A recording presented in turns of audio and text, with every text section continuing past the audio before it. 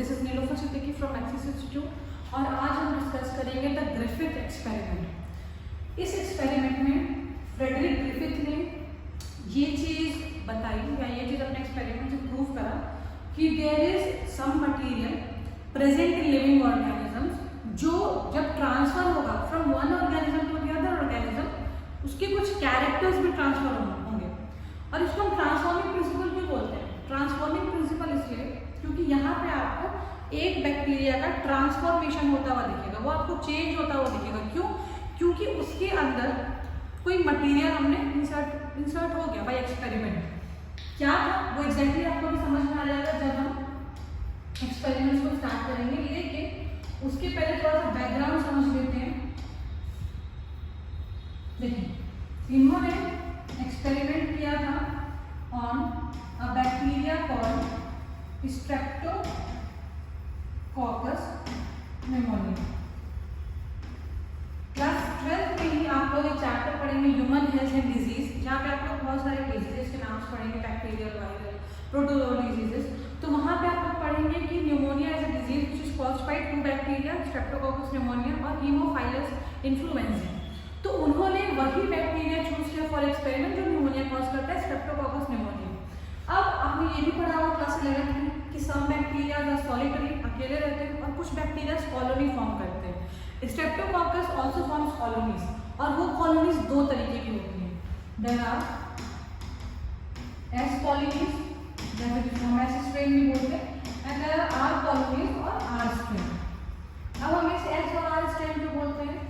S means smooth, इनकी जो colonies होती है वो स्मूथ होती है because they have a mucilaginous coating outside their colony and this colony is rough because there is no such coating।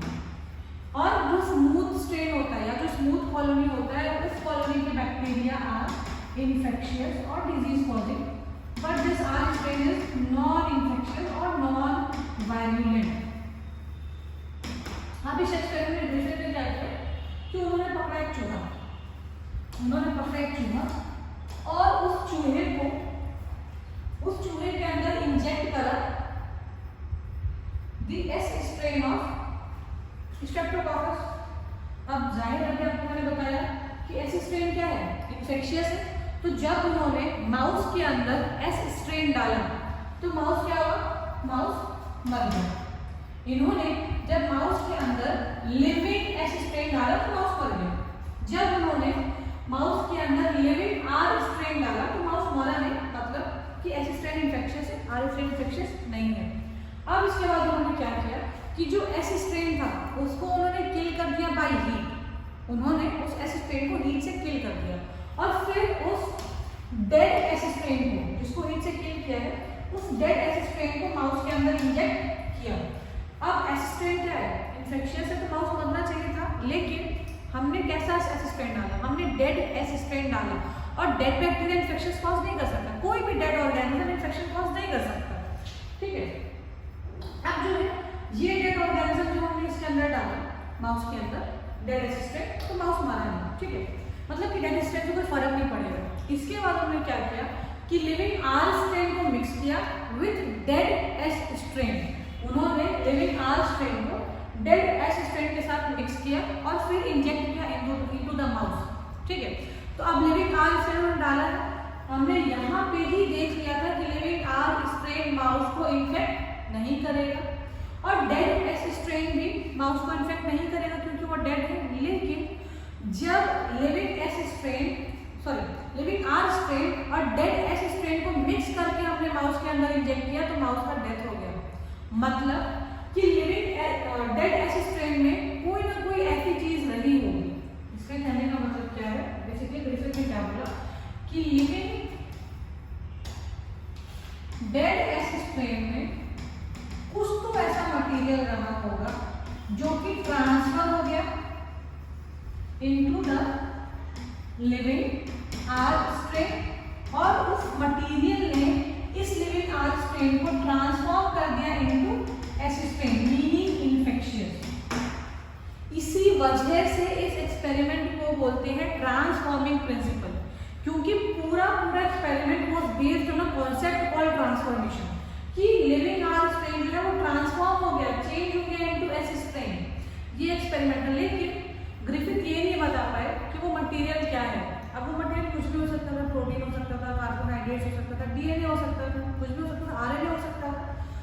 तो वो मटेरियल है क्या? कुछ तो मटेरियल है जो ट्रांसफर हो रहा है, ये आपको मालूम है, लेकिन वो मटेरियल क्या है? हमारे बॉडी में तो बहुत सारे बायोमॉलिक्यूल्स होते हैं। बायोमॉलिक्यूल्स मतलब ऐसे मॉलिक्यूल जो कि लिविंग ऑर्गेनिज्म के अंदर प्रेजेंट होते हैं। अब हमारे बॉडी के अंदर बहुत सारे बायोमॉलिक्यूल्स हैं, लिपिड है, प्रोटीन, आपने पढ़ा है क्लास 11 में, डीएनए होता है, आरएनए होता है, बहुत सारे हैं। तो उसमें से कौन सा biomolecule is the material that is being transform from the dead S strain to the living R strain, और फिर उसको ट्रांसफॉर्म कर रहा है, ठीक है। अब जो है ये चीज क्या था, ये मटेरियल क्या था, ये चीज जो है वो एक्सप्लेन करा या अपने एक्सपेरिमेंट से प्रूव करा ऑसवर्ड एवरी, कॉलिन मैक्लॉयड और मैकलिन मैकार्टी ने इन द ईयर 1933 to 34। इन्होंने बेसिकली क्या किया कि इन्होंने ग्रिफिथ के ही एक्सपेरिमेंट के ऊपर काम किया, लेकिन दे यूज सम एंजाइम्स। क्या किया उन्होंने? कुछ एंजाइम्स यूज किया। कैसे एंजाइम्स यूज किया? उन्होंने जो है पहले कुछ भी रिमूव नहीं किया, जैसा ग्रिफिथ ने किया था सब कुछ वैसा ही किया कि डेड एस स्ट्रेन को डाला और लिविंग आर स्ट्रेन को डाला और वैसे ही माउस को इंजेक्ट किया। तो माउस क्या हो जाएगा? माउस मर जाएगा।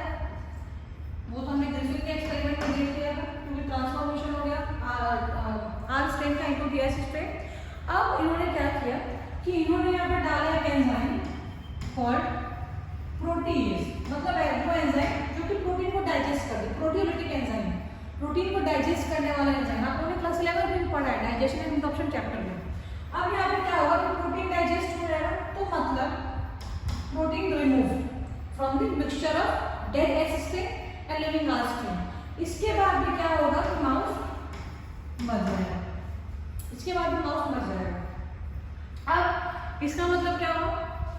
माउस मर गया, मतलब कि प्रोटीन वो मटेरियल नहीं था जो कि आर स्ट्रेन को ट्रांसफॉर्म कर रहा था इनटू द एस स्ट्रेन। क्योंकि अगर प्रोटीन वो मटेरियल होता जो कि ट्रांसफॉर्मेशन के पीछे है, तो जब हमने प्रोटीन को डाइजेस्ट कर दिया, हमने रिमूव कर दिया फ्रॉम द मिक्सचर, तो फिर ट्रांसफॉर्मेशन नहीं होना चाहिए था। लेकिन फिर भी हमने प्रोटीन जो है बाहर निकाल दिया, फिर भी ट्रांसफॉर्मेशन हो गया, मतलब कि प्रोटीन वो मटेरियल नहीं है तो ट्रांसफॉर्मेशन कर रहा है। इसके बाद हमने आरएनए एंजाइम डाल करके आरएनए को रिमूव कर दिया from the mixture of dead S strain and living R strain. जब हमने आरएनए डाला, आरएनए एंजाइम डाला, आरएनए डाइजेस्ट हो गया, आरएनए मतलब खत्म मिक्सचर में से, तो फिर भी जो है वो माउस मर गया। अब इसके बाद भी अगर माउस का डेथ हो जा रहा है, तो इसका यही मतलब है कि आरएनए वो मटेरियल नहीं है जो कि लिविंग आर स्ट्रेन को ट्रांसफॉर्म कर रहा है इनटू एस स्ट्रेन। ट्रांसफॉर्मेशन के पीछे वो रिस्पॉन्सिबल नहीं है। अब हमने क्या किया कि लास्ट में हमने डाला एक एंजाइम और डीएनए जो कि डीएनए को डाइजेस्ट कर देगा, डीएनए को रिमूव कर देगा फ्रॉम द मिक्सचर। अब जैसे ही इन तीनों साइंटिस्ट ने डीएनए को डाला in the mixture of dead S strain and living R strain, तो माउस जो है वो मरा नहीं, माउस मरा नहीं। मतलब कि जो मटेरियल ट्रांसफॉर्मेशन के पीछे रिस्पॉन्सिबल था, दैट मटेरियल इज डीएनए। क्योंकि जब हमने डीएनए को निकाल दिया सॉल्यूट मिक्सचर में से, मतलब डीएनए को डाइजेस्ट कर दिया, तो फिर ट्रांसफॉर्मेशन नहीं हुआ। ट्रांसफॉर्मेशन नहीं हुआ मतलब कि डीएनए ही वो मटेरियल है जो ट्रांसफॉर्मेशन के लिए पीछे रिस्पॉन्सिबल था। मतलब डीएनए ही वो मटेरियल है जो कि ट्रांसफर हो सकता है from one organism to the other, और किसी पर्टिकुलर कैरेक्टर के लिए रिस्पॉन्सिबल हो सकता है। और इसी को हम जेनेटिक मटेरियल बोलते हैं। जेनेटिक मटेरियल वही होता है जो एक ऑर्गेनिज्म से दूसरे ऑर्गेनिज्म में ट्रांसफर और उसके कैरेक्टर्स को कंट्रोल करे। यही हो रहा है यहाँ पे कि डेड एस स्ट्रेन में से एक मटेरियल ट्रांसफर हो गया into the living R strain और उसने उसको चेंज कर दिया इनटू एस स्ट्रेन, ठीक है। तो डीएनए ही जेनेटिक मटेरियल है। ये चीज जो है वो इन तीनों साइंटिस्ट ने प्रूव कर दी। लेकिन फिर भी जो है उसके बाद भी एक एक्सपेरिमेंट हुआ, जो कि बहुत लैंडमार्क एक्सपेरिमेंट था, the experiment of Alfred Hershey and Martha chase. Hershey और चेज ने एक्सपेरिमेंट किया, उन्होंने इसे बिल्कुल कंफर्म कर दिया दैट डीएनए ही इस जेनेटिक मटेरियल होता है। अब उन्होंने वो चीज कैसे किया? उन्होंने मतलब बेसिकली डाउट था कि प्रोटीन भी तो हो सकता है, प्रोटीन भी तो जेनेटिक मटेरियल हो सकता है, वो भी हर ऑर्गेनिज्म में प्रेजेंट होता है। तो उन्होंने कि डीएनए जेनेटिक मटेरियल होता है प्रोटीन। अब उसके लिए क्या किया उन्होंने, रेडियो एक्टिविटी का इस्तेमाल,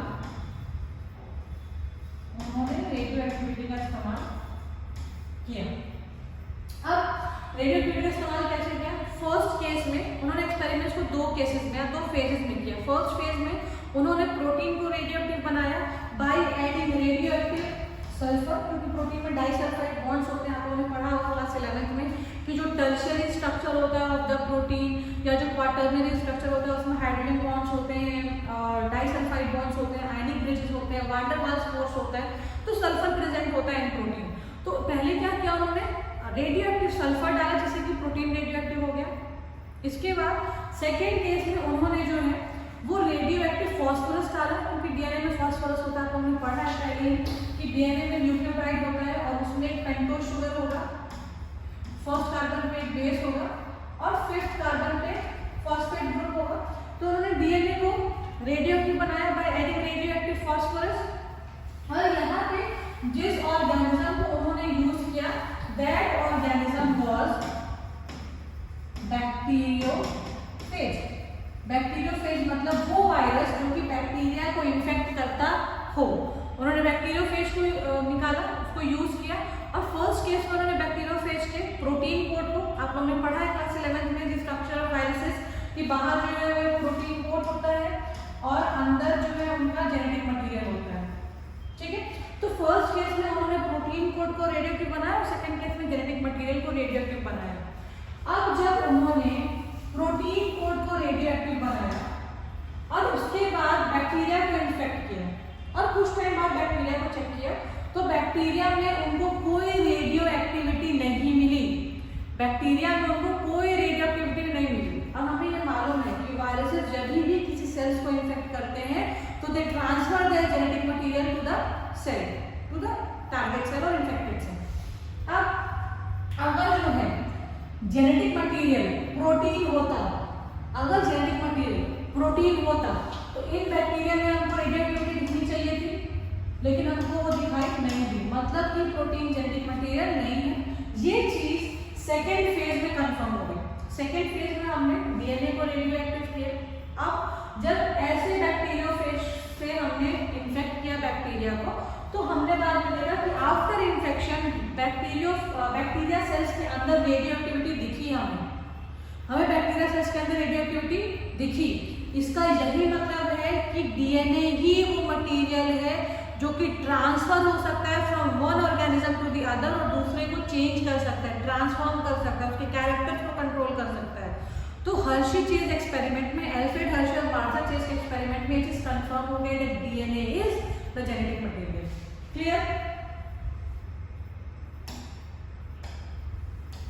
इसके बाद एक टॉपिक है डीएनए वर्सेस आरएनए, मतलब द कंपैरिजन बिटवीन डीएनए और आरएनए। आप लोगों ने पढ़ा है क्लास 11th में भी कि आरएनए भी जो है वो जेनेटिक मटेरियल होता है, बट इन वायरसेस और कुछ वायरसेस में, सारे वायरसेस में नहीं, कुछ वायरसेस में डबल स्ट्रैंडेड डीएनए हो सकता है, कुछ वायरसेस में डबल स्ट्रैंडेड आरएनए हो सकता है, कुछ में सिंगल स्ट्रैंडेड आरएनए हो सकता है। लेकिन फिर भी हम ये कंपेयर करते हैं कि डीएनए ही क्यों most of the organisms, almost all of the organisms में, लिविंग ऑर्गेनिजम्स, जितने लिविंग ऑर्गेनिजम्स हैं, viruses are not considered living because they do not have a cellular structure. तो सारे लिविंग ऑर्गेनिजम्स डीएनए ही जेनेटिक मटेरियल क्यों है? अगर virus survive कर सकता है with RNA being a genetic material, तो हम क्यों नहीं कर सकते? तो यहाँ पे हम कंपेयर करेंगे डीएनए और आरएनए को कुछ क्राइटेरिया और कुछ या पैरामीटर्स के बेसिस पे। इसमें सबसे फर्स्ट पैरामीटर ये है कि जो भी जेनेटिक मटेरियल हो वो अपना रेप्लिका, अपना कॉपी, रेप्लिका मतलब रेप्लिका का सिंपल मतलब होता है कॉपी, कि वो अपना कॉपी बना सके ताकि जब नए सेल्स बने तो उन नए सेल्स को वो अपना कॉपी मटेरियल दे सके। ठीक है, तो कॉपी बना सके। इसके बाद वो स्टेबल होना चाहिए। स्टेबल कैसा? केमिकली स्टेबल होना चाहिए, मतलब बहुत रिएक्टिव नहीं होना चाहिए, और स्ट्रक्चरली स्टेबल होना चाहिए कि बहुत जल्दी डैमेज नहीं हो जाए किसी एजेंट की वजह से, फिजिकल, केमिकल और बायोलॉजिकल एजेंट की वजह से। इसके बाद उसमें स्लो चेंजेस का स्कोप होना चाहिए। स्लो चेंजेस मतलब म्यूटेशन, ताकि आने वाले कंडीशंस के हिसाब से ऑर्गेनिज्म इवॉल्व कर सके, वो चेंज हो सके। क्लियर? उसका स्कोप होना चाहिए। और फिर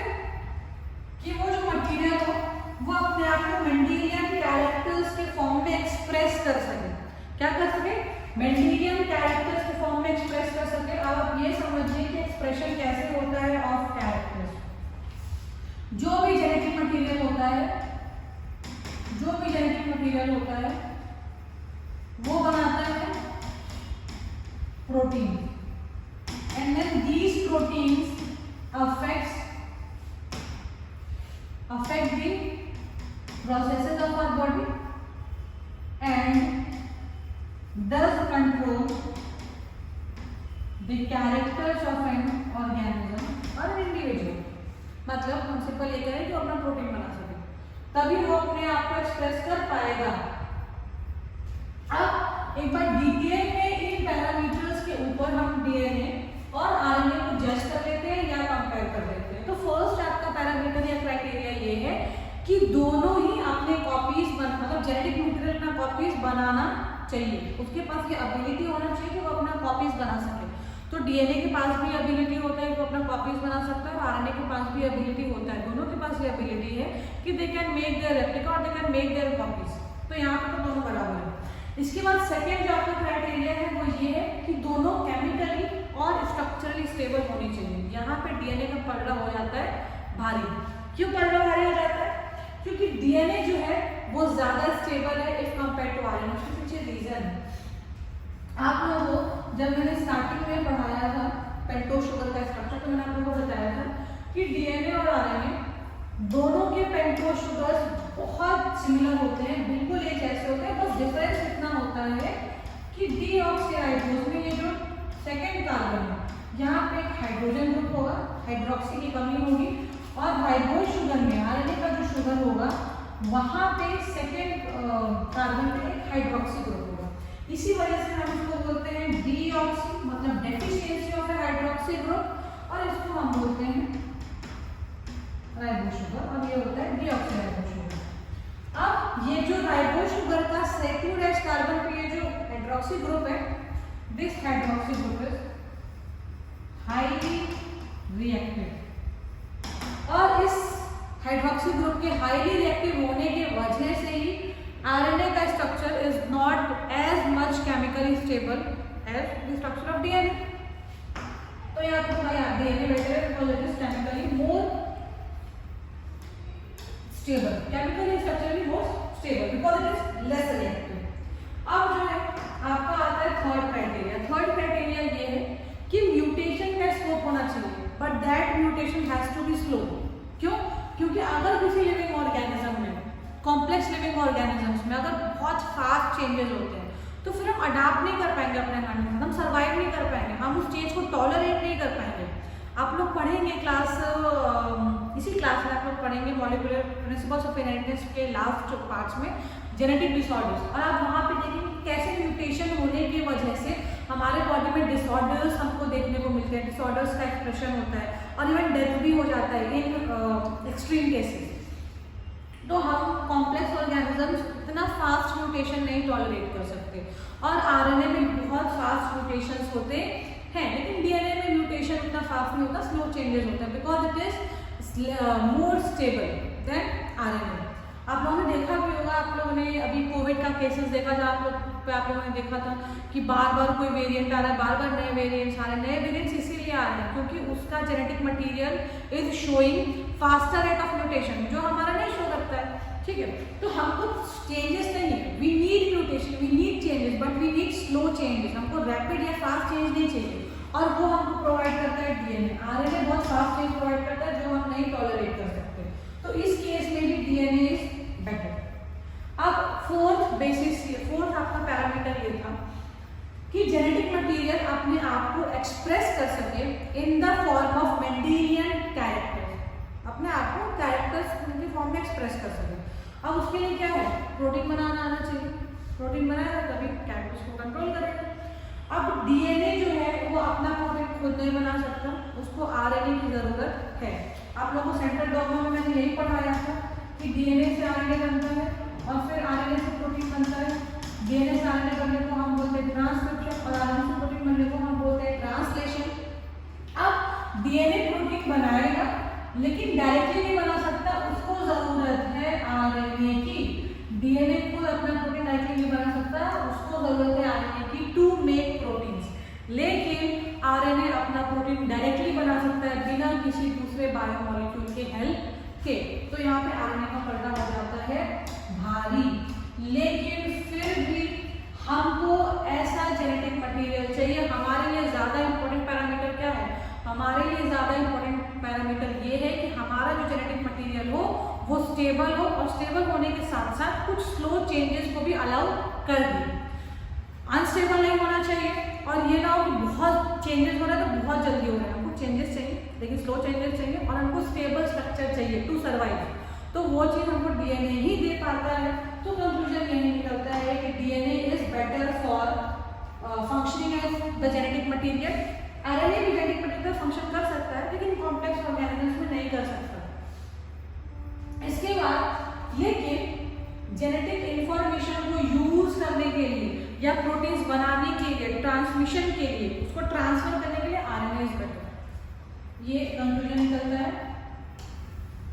इसके बाद हम आते हैं आरएनए वर्ड में। ये छोटा सा टॉपिक आपके एनसीईआरटी में लिखा हुआ है, छोटा सा टॉपिक है कि ये बेसिकली ये कहता है कि जब लाइफ स्टार्ट हुआ ऑन अर्थ, आप लोग थियरी ऑफ इवोल्यूशन को पढ़ेंगे, इसी क्लास में आप लोग चैप्टर पढ़ेंगे इवोल्यूशन, यहाँ पे आप लोग थियरी ऑफ इवोल्यूशन पढ़ेंगे। आरएनए वर्ड में बेसिकली ये लिखा है कि जब लिविंग ऑर्गेनिजम्स का लाइफ मतलब बायोजेनेसिस हुआ, लाइफ स्टार्ट हुआ ऑन अर्थ, तो RNA was the genetic material, RNA was the first genetic material. लेकिन फिर उसी आरएनए में कुछ चेंजेस हुए और उसी आरएनए से डीएनए बना। क्यों? क्योंकि RNA was less stable and it mutated at a very fast rate. तो आरएनए से ही जो है वो डीएनए इवॉल्व हुआ बाय केमिकल मॉडिफिकेशंस, और RNA was the first genetic material. अब नेक्स्ट जो आपका टॉपिक है वो है डीएनए रेप्लिकेशन। डीएनए रेप्लिकेशन मतलब डीएनए अपना कॉपी कैसे बनाता है, जिसमें हमको सबसे पहले ये पढ़ना है कि the replication of DNA is semi conservative. Replication of DNA is semi conservative. तो इसको समझिए कि क्या होता है semi conservative replication of DNA. Semi conservative replication of DNA ये कहता है कि जब डीएनए रेप्लिकेट करेगा, अपना कॉपीज बनाएगा, तो जो नए दो कॉपीज बनेंगे या जो दो नए डॉटर डीएनए बनेंगे, उसमें एक स्ट्रैंड, हमने पढ़ा था कि डीएनए का स्ट्रैंड जो है दो स्ट्रैंड्स होते हैं, डीएनए डबल स्ट्रैंडेड। तो जब डॉटर डीएनए बनेंगे तो उन डॉटर डीएनए में एक पैरेंटल स्ट्रैंड कंजर्व रहेगा और दूसरा न्यूली सिंथेसाइज्ड स्ट्रैंड रहेगा। यहाँ पे भी एक पैरेंटल स्ट्रैंड रहेगा, कंजर्व रहेगा, और दूसरा जो स्ट्रैंड होगा वो न्यूली सिंथेसाइज्ड होगा। किस तरीके से देखिए, मान लीजिए कि ये जो है पैरेंटल डीएनए है, ठीक है, दो स्ट्रैंड्स हैं उसके, पैरेंटल डीएनए के दोनों स्ट्रैंड्स हैं। अब ये जब रेप्लिकेट करेगा और अपने कॉपीज बनाएगा, तो ये डॉट एक स्ट्रैंड इसका एक डॉटर डीएनए के पास जाएगा और दूसरा स्ट्रैंड जाएगा इसके पास, इसका दूसरे डॉटर डीएनए के पास, और दूसरा जो स्ट्रैंड है of the daughter DNA that will be newly synthesized. ये जो स्ट्रैंड है आपका, ये है पैरेंटल स्ट्रैंड, और ये जो स्ट्रैंड है आपका, ये है न्यूली सिंथेसाइज्ड। तो आपको बहुत क्लियरली यहाँ पे दिख रहा है कि जब डीएनए अपना कॉपी बनाएगा, अपना रेप्लिका बनाएगा, जब डीएनए का रेप्लिकेशन होगा, तो जो दो डॉटर डीएनए बनेंगे उसमें एक स्ट्रैंड पैरेंटल होगा और दूसरा न्यूली सिंथेसाइज्ड। एक स्ट्रैंड पैरेंटल होगा, दूसरा न्यूली सिंथेसाइज्ड। मतलब कि पैरेंटल स्ट्रैंड्स कंजर्व होंगे इन द डॉटर डीएनए, लेकिन सेमी कंजर्वेशन होगा। सेमी कंजर्वेशन मतलब कि दो स्ट्रैंड में सिर्फ एक 50% of the composition will be of parental and 50% will be newly synthesized। इस चीज को, इस स्कीम को, इस कॉन्सेप्ट को हम बोलते हैं semi conservative model of DNA replication और semi conservative scheme of DNA replication. इसके बाद जब नेक्स्ट क्लास में हम मिलेंगे तो हम पढ़ेंगे द मिचेल्सन-स्टाल एक्सपेरिमेंट, जिन्होंने ये चीज जो है वो प्रूव की थी बाय एक्सपेरिमेंट की the replication of DNA is indeed semi conservative.